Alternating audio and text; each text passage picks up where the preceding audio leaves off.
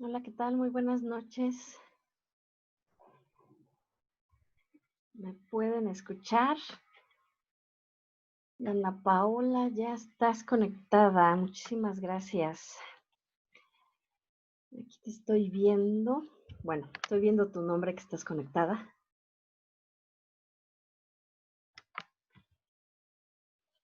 Estás escribiendo. Muchísimas gracias por conectarte. Vamos a esperar a los demás que se puedan conectar para poder iniciar nuestra segunda sesión en vivo. Si me escuchas bien, te pido de favor que me escribas.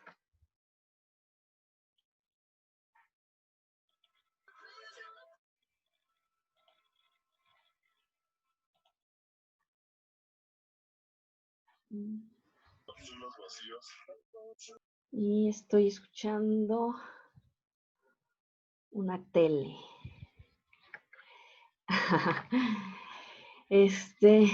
Muy bien, ya se están conectando. Les agradezco muchísimo. Ya saben que pueden comenzarme a escribir sus dudas a través del chat o si lo requieren, pueden hacer uso del micrófono. Ya se puede ver mi pantalla con la presentación. ¿Me pudieran decir?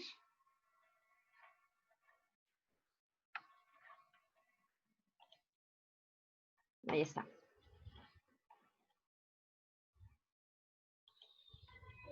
Imagínate que de repente le diga Sí, tu amigo a su mamá, ya no quiero ir con David. ¿Alguien quiere participar? Escucha a Dana Paola.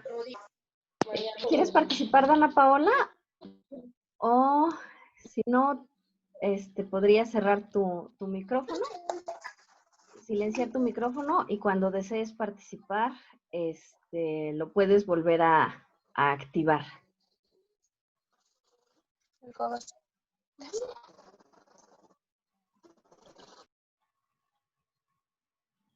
Bien, ya tenemos conectada a Edith.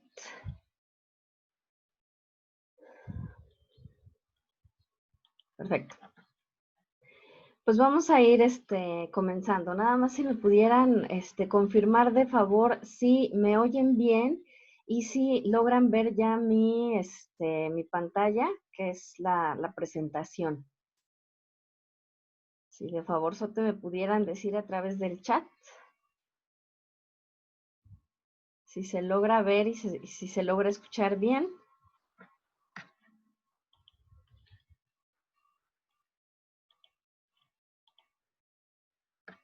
Se escucha y ya se ve. Muchísimas gracias. Nasdri, así es tu nombre, ¿estoy correcto? Perfecto. Pues vamos a empezar entonces.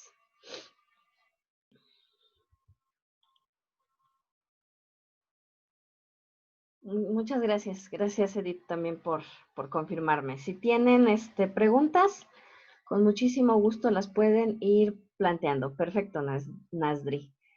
Qué bueno que lo pronuncio bien.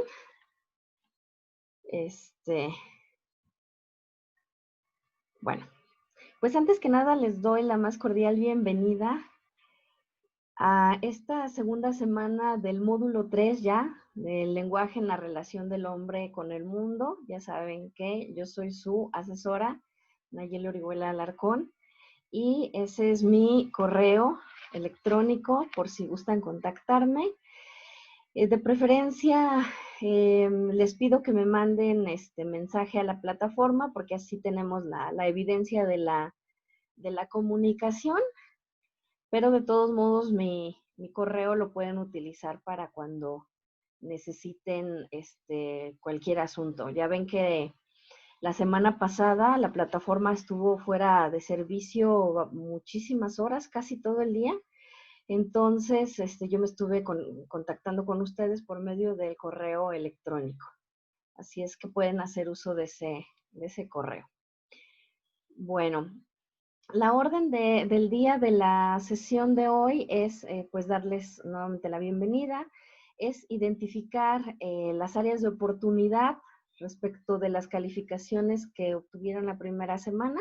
Todavía no termino de calificar todo, así es que denme oportunidad porque justamente como hubo esta falla en la plataforma y luego al siguiente día volvió a haber otra falla de algunas horas, entonces hemos estado un poquito más, más retrasados en las calificaciones, pero todavía estoy a tiempo de evaluarles.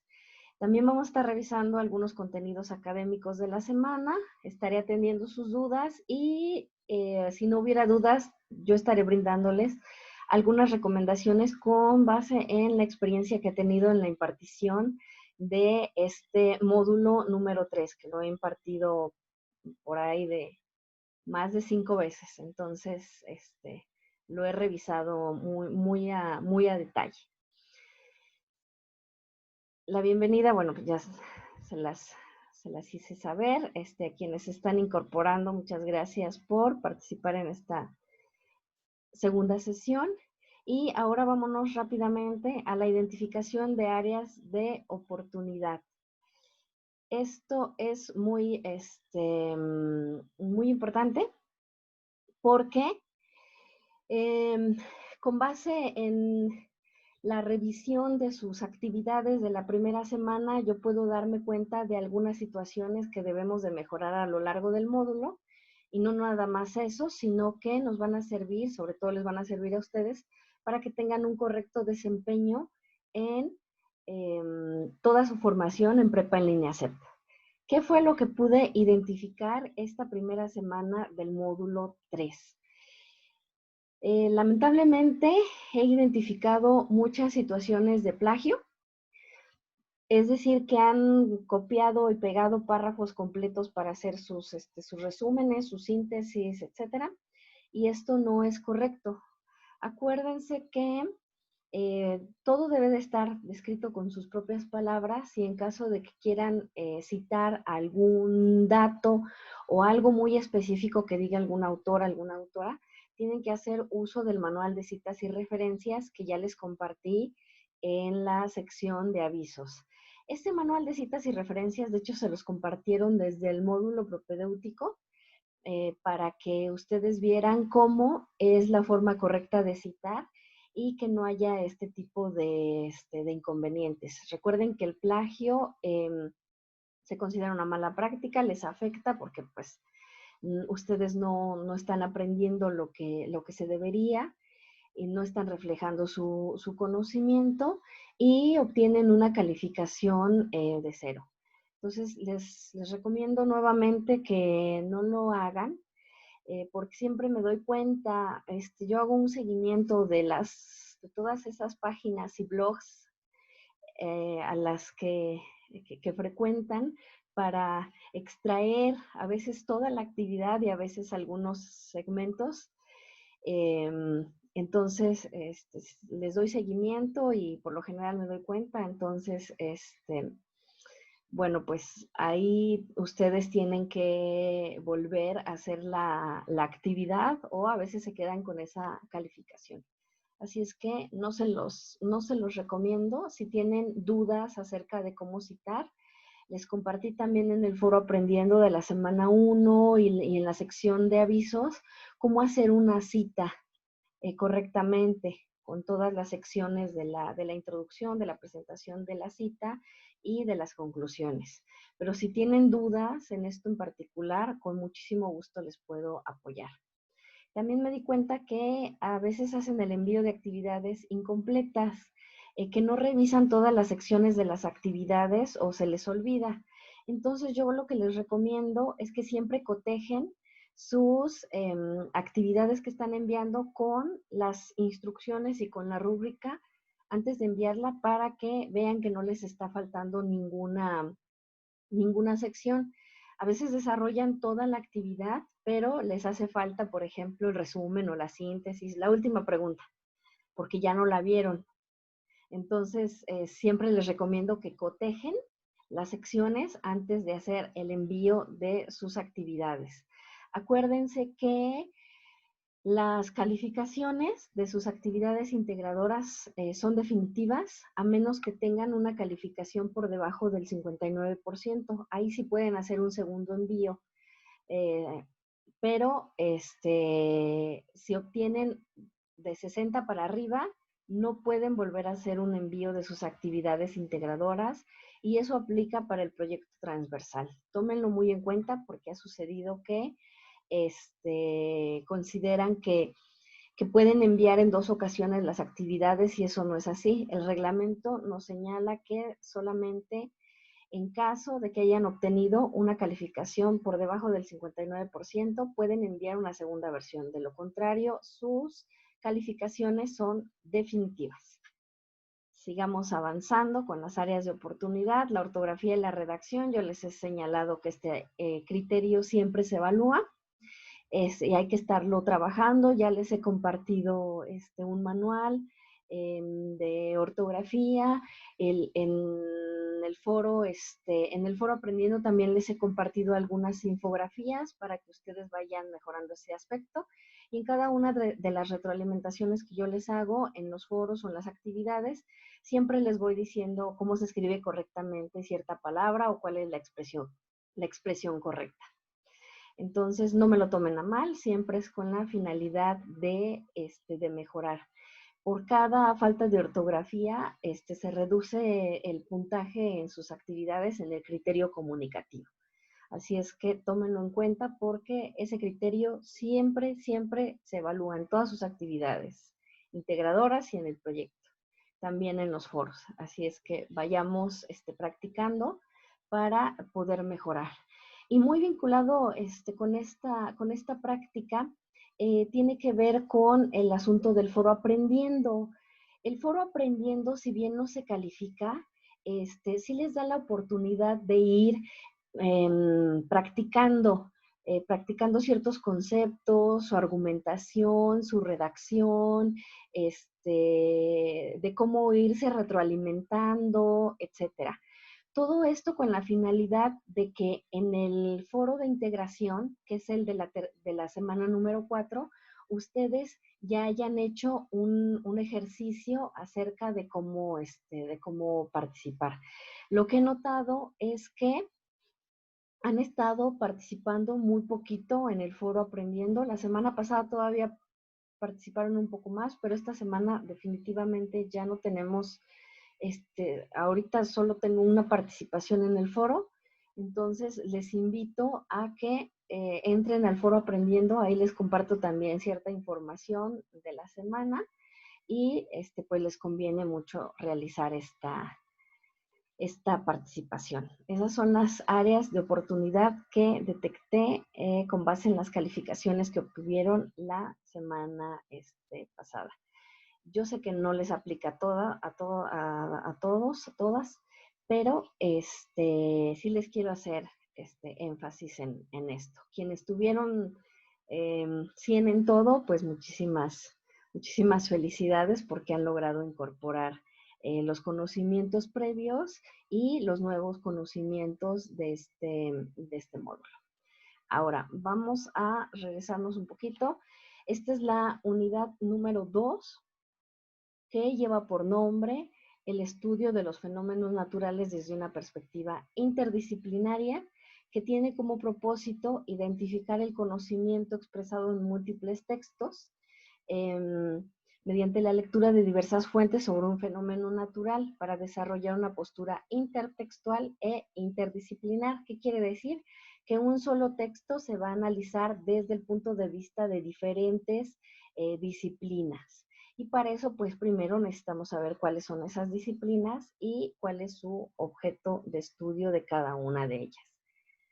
Los aprendizajes esperados son todos estos. Esto quiere decir que al finalizar esta semana, ustedes deben de reconocer el concepto de ciencia, las características del pensamiento científico, identificar el concepto de biología, sus ramas, explicar algunos fenómenos naturales y brindar su postura respecto a estos fenómenos, así como abordar diferentes diferentes textos y sobre todo identificar la intención comunicativa de los mismos. Los aprendizajes esperados los pueden revisar en la introducción de cada semana. Esto ya lo revisamos. Si tienen dudas, con muchísimo gusto puedo atenderlas por el chat o si gustan hacer uso del micrófono, lo pueden activar y pueden preguntar directamente. Pues vamos a dar inicio a los contenidos académicos de la semana. Y dado que esta semana estamos revisando cuestiones desde la ciencia, pero desde las ciencias naturales, quisiera hacer un poco de énfasis en lo que es la ciencia y cuáles son sus características. Rápidamente, esto ya ustedes lo tienen identificado en los recursos de la semana. Sin embargo, sí me gustaría precisar en algunas cuestiones. En primer lugar, bueno, les comparto aquí esta imagen de Galileo Galilei porque es uno de los científicos más reconocidos y fue pionero del método científico experimental que hemos estado revisando en esta semana y que vamos a seguir revisando. ¿A qué se refiere? Estas características las vamos a ver a continuación, pero sí quiero hacer énfasis en esta persona que en la época del Renacimiento logró hacer el planteamiento de cómo sería el método científico y de cómo la ciencia está basada en el razonamiento más que en los sentidos, porque nuestros sentidos nos pueden engañar, aunque estamos dotados de sentidos que son obviamente muy, muy útiles, como son la vista, el oído, etcétera, a veces nos pueden engañar. Entonces él decía que el pensamiento científico tiene que radica en el razonamiento que hacemos las personas. Y solamente los seres humanos podemos tener razonamiento y por ende solamente nosotros podemos desarrollar ciencia. Los animalitos se guían por su instinto, por su vista, por su olfato, por su oído.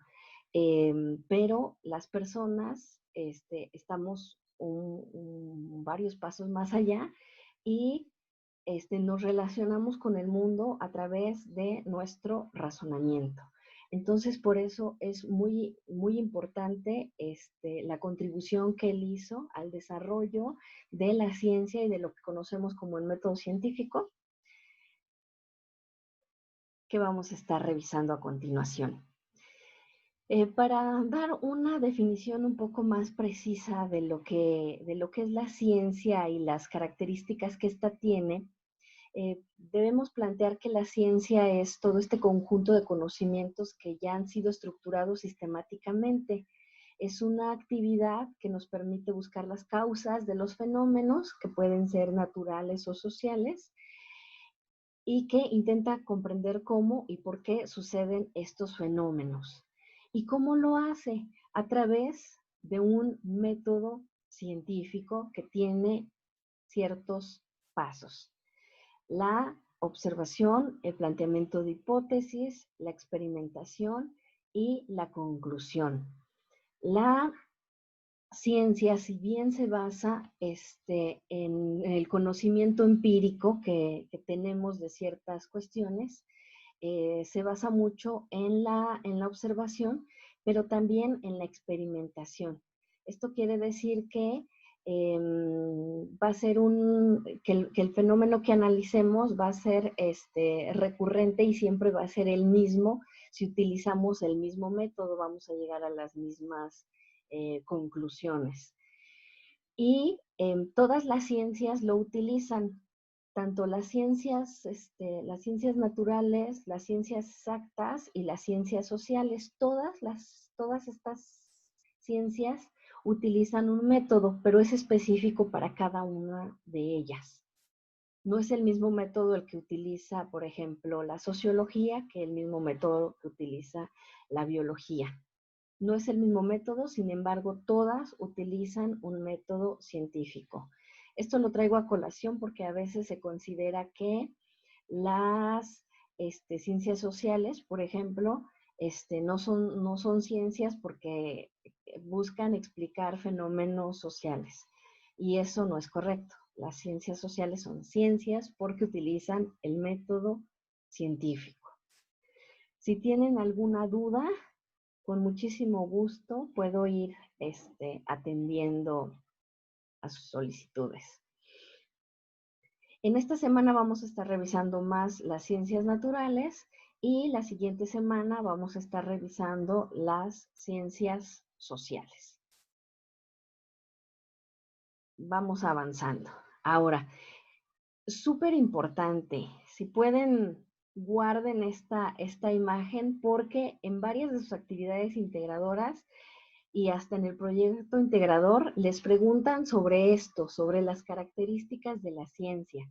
Todas las ciencias tienen estas características, que es sistemática, metódica, objetiva, verificable y que puede llegar a ser modificable. Sistemática porque tiene estas etapas que les acabo de comentar del método científico. Es metódica porque utiliza el método científico, el estudio formal de los procesamientos de la información. Es objetiva, la ciencia es objetiva, no puede ser subjetiva, no puede ser una ocurrencia, no puede ser una explicación mítica, no puede ser una explicación que no haya sido comprobada, etc. La ciencia busca ser objetiva, basada en las evidencias. Es verificable porque genera conocimiento que se puede comprobar a través del método científico. Es modificable porque definitivamente la ciencia va evolucionando.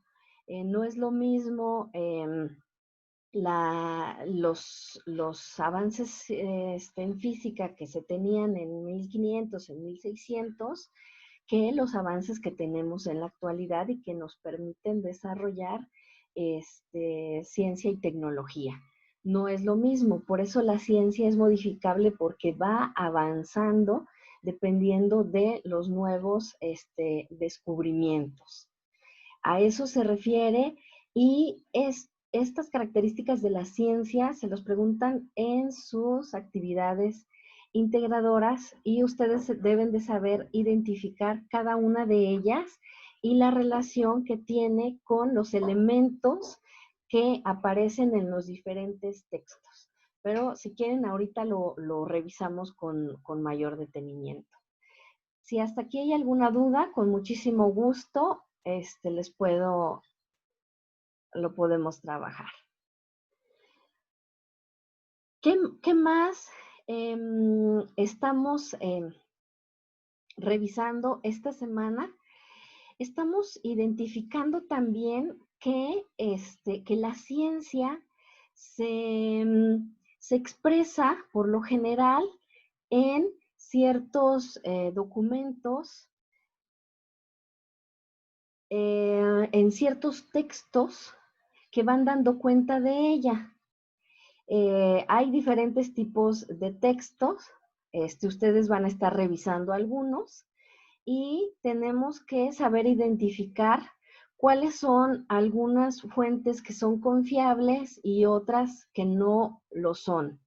Hay algunos textos, por ejemplo, de divulgación de la ciencia que son más formales y que pueden depender de, bueno, que son producto de personas que están en institutos de investigación, en universidades, en algunas instancias de gobierno, etcétera.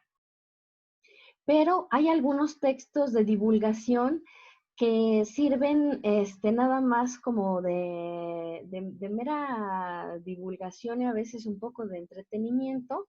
Y hay algunos pseudotextos de divulgación que abundan en páginas y en blogs y que y que buscan atraer a las personas no con la finalidad este, de transmitirles cierto conocimiento, sino con cierta, pues como con cierto morbo puede ser, con cierta intención de lucrativa, por así decirlo, y tenemos que saber reconocer cada uno de estos textos. Entonces yo lo que les propongo son todas estas características para poder identificar cuál es una fuente confiable y cuál no la es. Lo primero es que tenemos que identificar en los textos al autor, a la autora, a los autores. Debemos de saber exactamente quién escribió la información. En algunos textos no dice, sobre todo en los blogs, no se sabe ni siquiera quién escribió esta información. Otra forma de identificar cuando las fuentes son confiables es que a su vez presenta fuentes que consultó para haber llegado a un determinado resultado.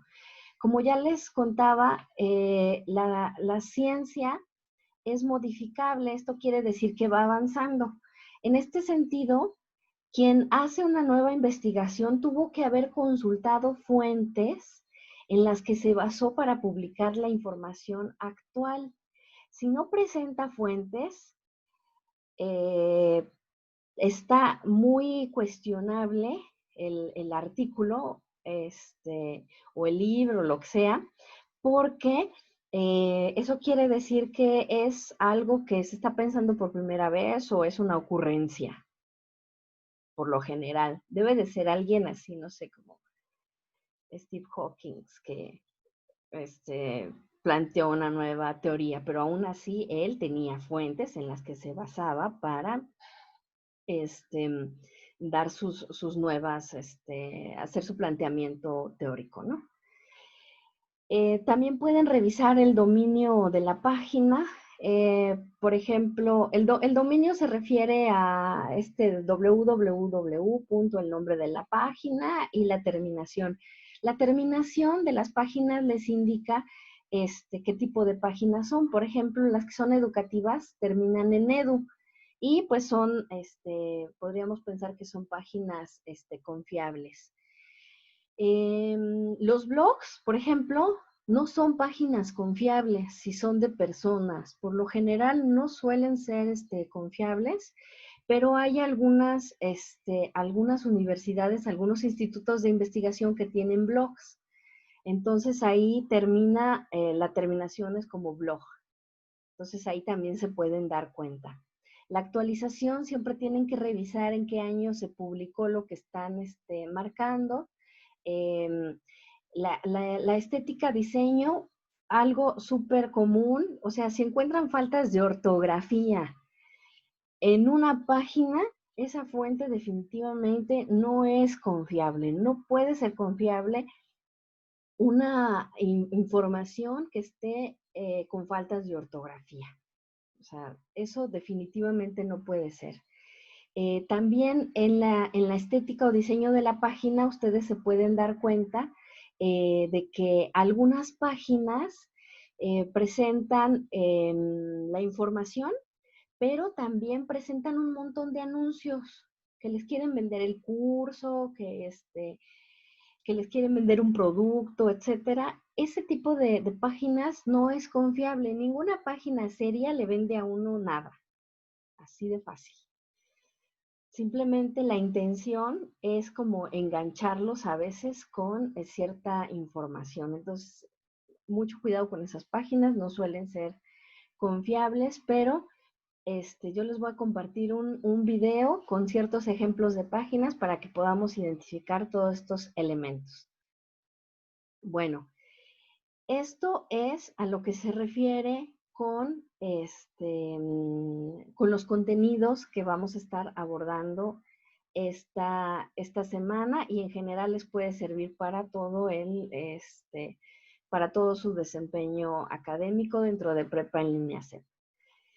Ejemplos de páginas no confiables: Wikipedia.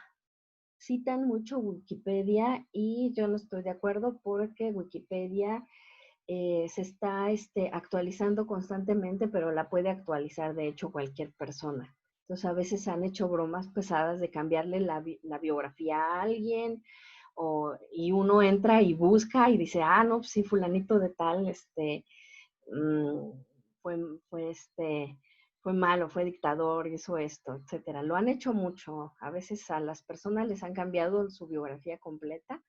Entonces, no les recomiendo para nada que utilicen Wikipedia. Usen siempre páginas vinculadas a universidades, a institutos de investigación, instancias de gobierno, organismos internacionales, revistas científicas, etcétera. Si tienen alguna duda hasta el momento, ya saben que pueden hacer uso del micrófono o del chat.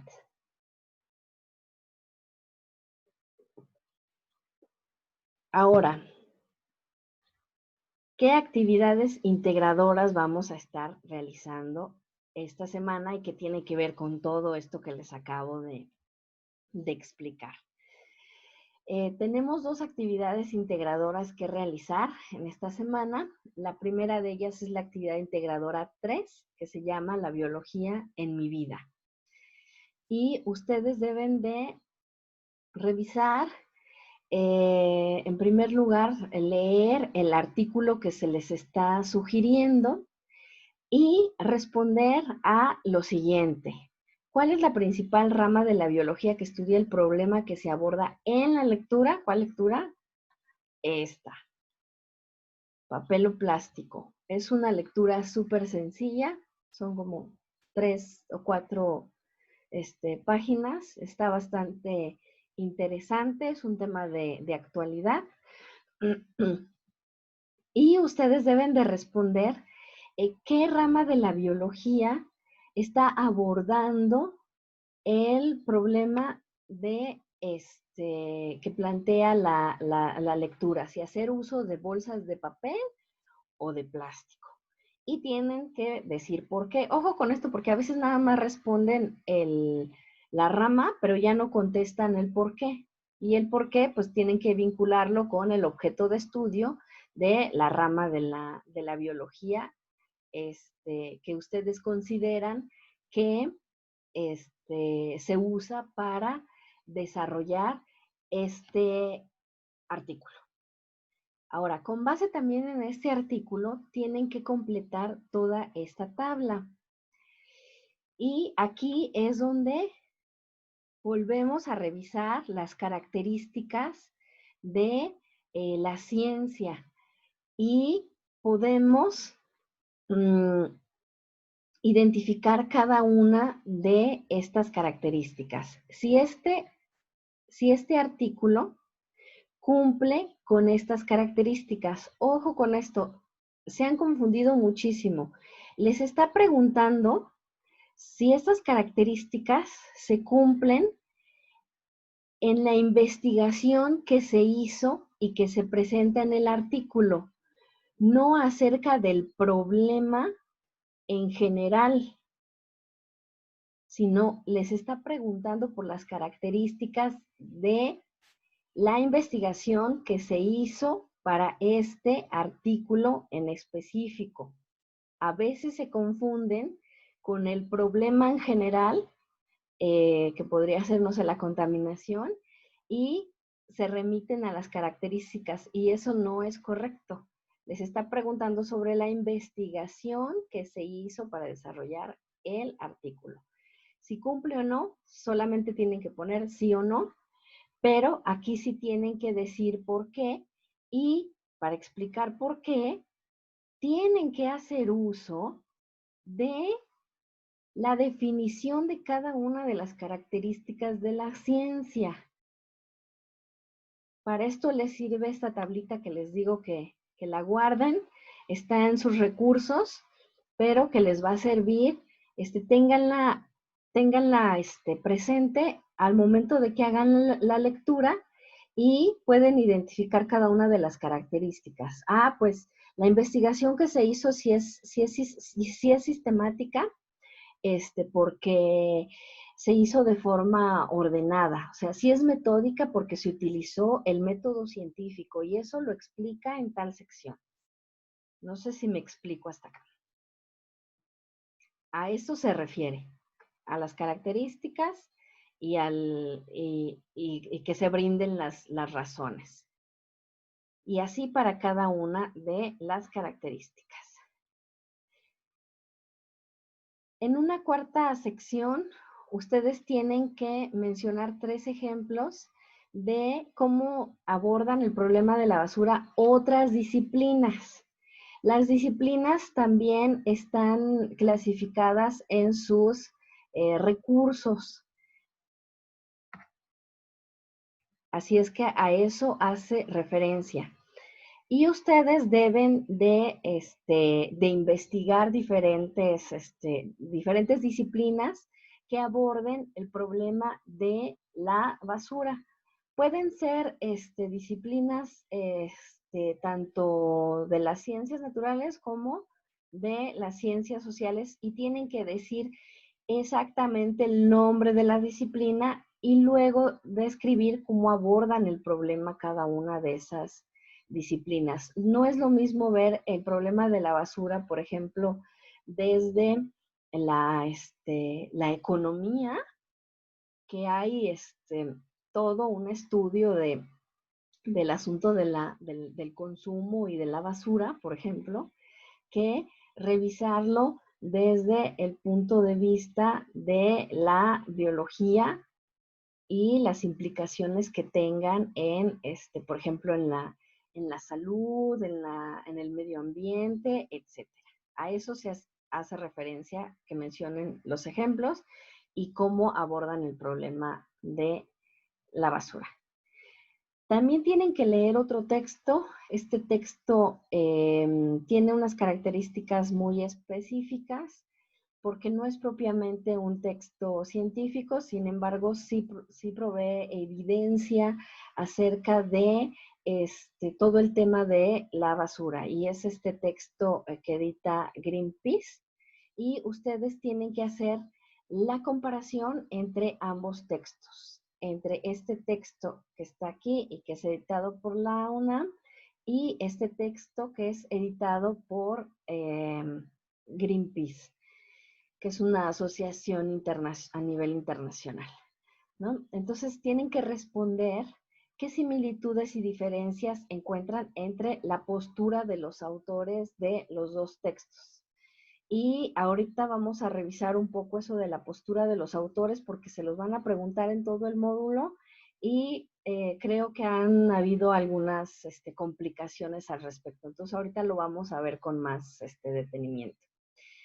Y también les está pidiendo que concluyan su actividad respondiendo en media cuartilla. ¿Cómo crees que afecta ese problema en tu vida diaria? Aquí es a partir de su experiencia personal. Me afecta porque porque hay mucho humo, me afecta en mi salud, me afecta porque se ve mal, me afecta porque se inundan las calles de mi colonia, entonces se mete toda esa agua a mi casa, etcétera. Es desde su experiencia personal, pero debe de ser al menos media cuartilla. A veces confunden esta sección con esta y nada más responden esta. Entonces, eso es lo que les decía, que deben de cotejar siempre que están respondiendo todo lo que se les está preguntando.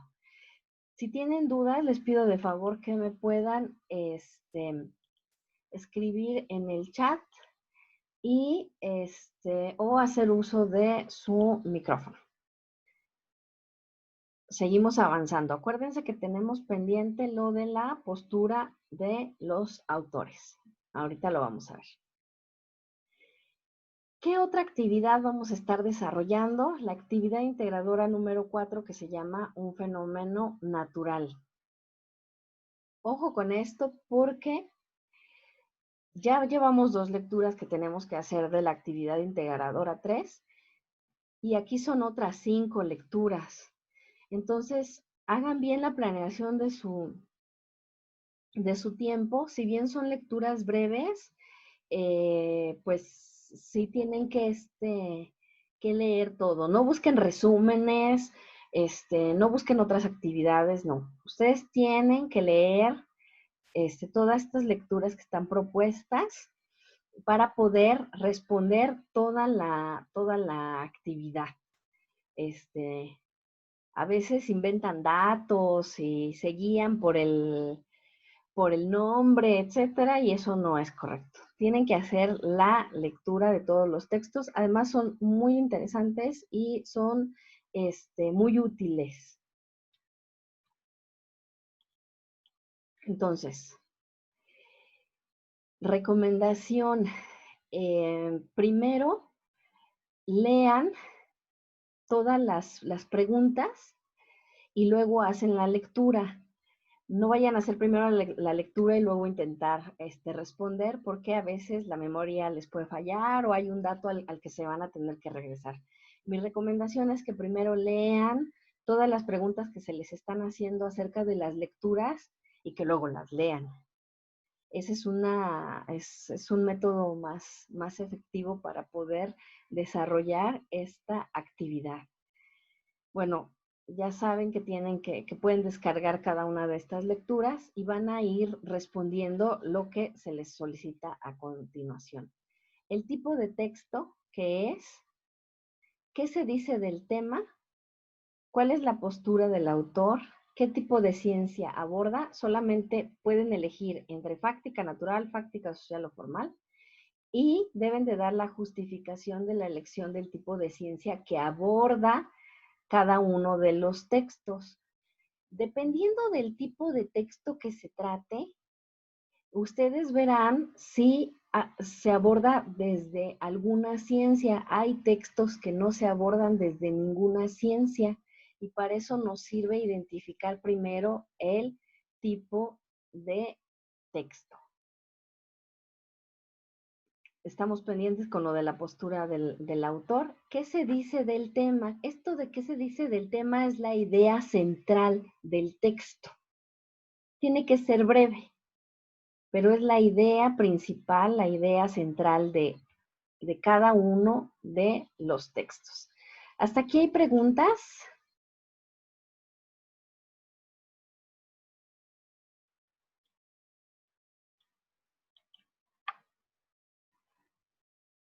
Bueno, ya saben que pueden mandar un mensaje o hacer uso del micrófono. ¿Qué otras secciones tiene esta actividad? Tienen que indicar si las 5 fuentes son confiables o no y por qué.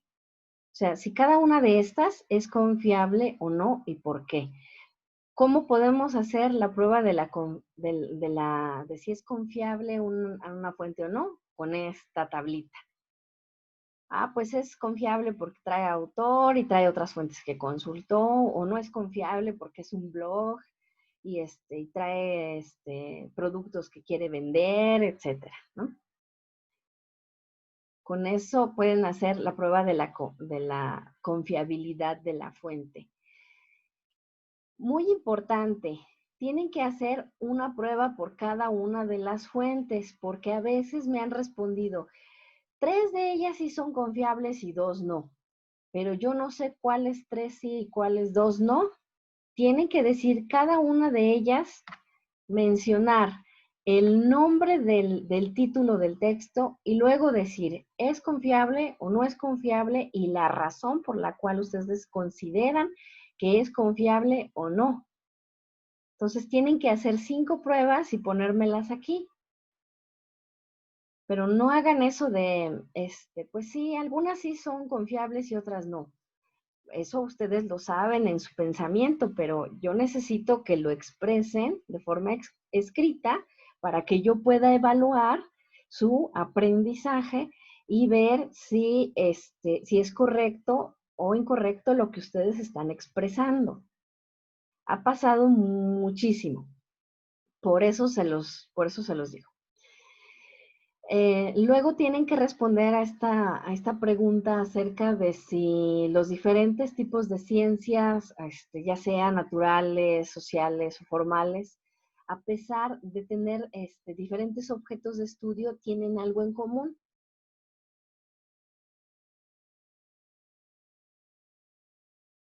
Y finalmente, está bastante larga esta actividad. No les recomiendo que la hagan el domingo en la tarde, está muy larga. Empiecen a hacer al menos las lecturas ahorita entre semana, porque tienen todavía que elaborar un texto de al menos media cuartilla, o sea, media hoja, para responder cuáles son las consecuencias de las tormentas y huracanes en el ecosistema. Probablemente ustedes no lo sepan, entonces tienen que hacer una investigación en internet y tienen que buscar si las fuentes son confiables o no. Y no es que hagan un resumen o que copien y peguen información que se encuentren, no. Lo que ustedes tienen que hacer es responder con sus propias palabras a la pregunta y dar una conclusión. Así es que está bastante larga esta actividad integradora. Les recomiendo que la empiecen a desarrollar de inmediato, al menos las lecturas, para que vayan respondiendo cada una de estas preguntas. Ahora sí, vamos a revisar algo en lo que hubo mucha confusión en las actividades integradoras pasadas acerca de los tipos de texto. Si se dan cuenta, aquí también les preguntan qué tipo de texto es y para eso ustedes tienen que hacer uso de los recursos de la semana número 1, propiamente de el recurso denominado tipos de texto. Se confundieron mucho la vez pasada entre los modos discursivos y los tipos de texto. Los tipos de texto únicamente son estos: científicos y académicos, literarios o periodísticos.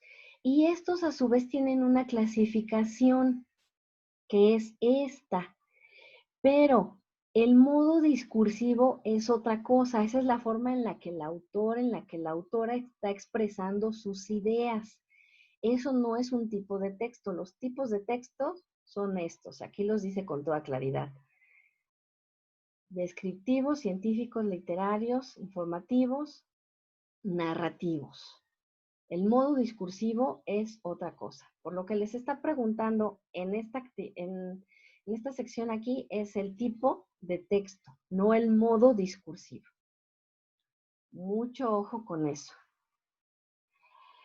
Ahora vamos a ver lo de la postura del autor, de la autora, de los autores, que a veces son muchos. Si tienen dudas, por favor, váyanmelo indicando. Ya estamos por concluir. La postura del autor. Esta infografía ya se las compartí en la sección de avisos porque la postura del autor es algo que vamos a estar revisando en todo el módulo y ha generado de repente muchísima confusión. ¿Cuál es la postura del autor? Lo que nos permite identificar la postura del autor es la posición que tiene frente a un tema en específico. Por ejemplo, en el cuento de Edmundo Valadez de La muerte tiene permiso, de repente ponían que su postura era neutral o que no tenía una postura el autor, y eso no es correcto. Si hay una postura, porque ese cuento, pudiendo haber sido un cuento en donde dijera, ay, qué bonito viven los campesinos porque se levantan y se toman su café y escuchan el canto de los gallos, etcétera. Él lo que hizo fue denunciar el abuso al que eran sometidos los habitantes de un pueblo que optaron por asesinar al presidente municipal. Esa obviamente es una postura crítica. ¿Sí me explico? No es una postura neutral, no es una postura, no es que no tenga postura, todos los textos tienen una intención y se publican para algo específico, para divulgar, para presentar cierto tipo de información, para presentar algo nuevo que se acaba un resultado de una investigación, pero, por ejemplo, los textos literarios, muchos tienen una intención que es de crítica. Entonces, eso es a lo que se refiere con la postura del autor. No es que presenten algo neutral. Cuando hablan acerca del problema de la basura y que no estamos haciendo nada, están presentando una postura crítica frente al tema de la basura y en muchos casos también una postura propositiva, porque nos están diciendo qué podemos hacer, ¿ok? Entonces, para identificar esta postura que tienen los autores, las autoras, debemos de identificar ciertos elementos. El contexto, que se los piden a ustedes también mucho, y recuerden que el contexto son todas aquellas cuestiones de dimensiones sociales, políticas, que acontecían cuando la persona estaba escribiendo el texto. ¿Cuál es el contexto? Ah, pues el contexto es el del cambio climático y por eso están preocupados por el tema de la basura y que no podemos clasificarla y que se genera mucha. El contexto, nuestro contexto actual es de pandemia, por ejemplo. Estamos, confinados, estamos realizando nuestras actividades totalmente diferente que como las hacíamos antes. Estamos en un contexto de crisis económica y lo que nosotros hagamos actualmente no va a ser lo mismo que si estuviéramos, pues normalmente con nuestras actividades, ¿no? Nuestro contexto es la pandemia, es que estamos cansados, es que estamos saturados con actividades, que estamos preocupados porque tenemos cuestiones económicas que atender. Ese es nuestro contexto. Y los contextos de los autores también es lo mismo. ¿Qué le motivó a Edmundo Valadez escribir un texto, un cuento, en donde las personas terminen asesinando a alguien? Bueno, pues hay mucho hartazgo social, hay muchos temas de represión contra los campesinos, etcétera. Ese es el contexto y eso es lo que ustedes deben de describir. También el tema, que es la idea principal o el problema principal que aborda cada uno de los textos. El propósito del texto, que ustedes pueden responder preguntándose acerca de qué está intentando el autor informar, la audiencia a la que está dirigida, también es para un público especializado, es para el público en general. ¿Para qué tipo de público creen que se ideó ese texto? Por lo general, los textos literarios, desde la narrativa, son para el público en general, ¿no? Y también la identificación de las ideas claves, que nosotros podemos decir que son las ideas principales o secundarias. Todos estos elementos nos van a ayudar a identificar la postura del autor, desde dónde se está hablando, qué se pretende exponer en el texto y si tiene algunas características de proponer algo de solución.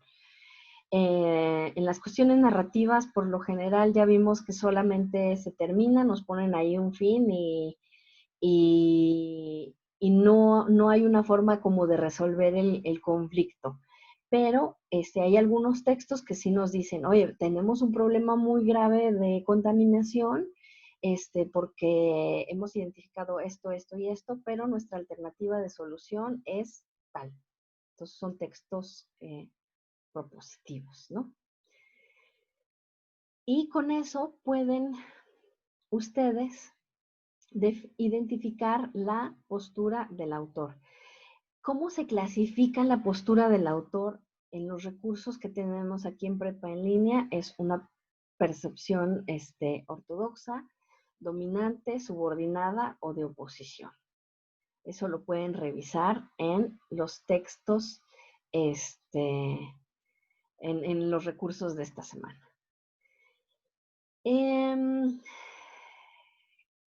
¿Dudas de lo que tenemos que hacer, de lo que queremos lograr con todo esto?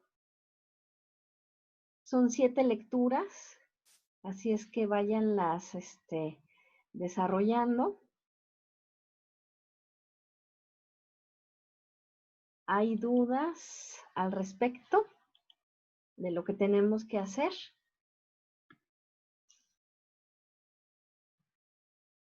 A ver, vamos a ver. Dice Nasdri que ninguna, muy bien. ¿Dudas de su retroalimentación que tuvieron la semana pasada o algún tema más que quieran abordar?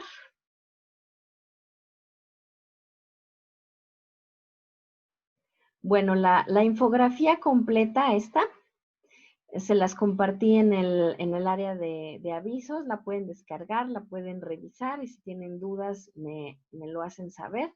A mí me parece que les ayuda bastante porque hay preguntas que les va formulando que ustedes pueden responder y les va a ayudar a construir cada una de sus actividades integradoras.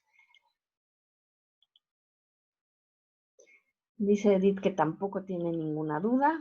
Eso me parece muy bien. Les voy a compartir algunos tutoriales de cómo identificar fuentes confiables con algunos ejemplos. De cómo usar el autocorrector de Word y el manual también ya se los compartí.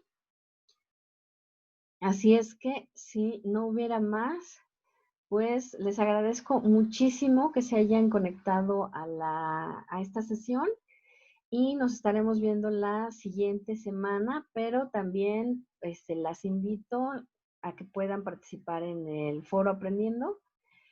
Ahí también compartimos información y estar muy pendientes de la sección de avisos, que ahí es donde les comparto la mayor parte de los recursos que les pueden servir de apoyo para la realización de sus actividades integradoras. Entonces, si no hubiera más, les deseo también una excelente noche. Muchísimas gracias y nos vemos pronto. Que descansen.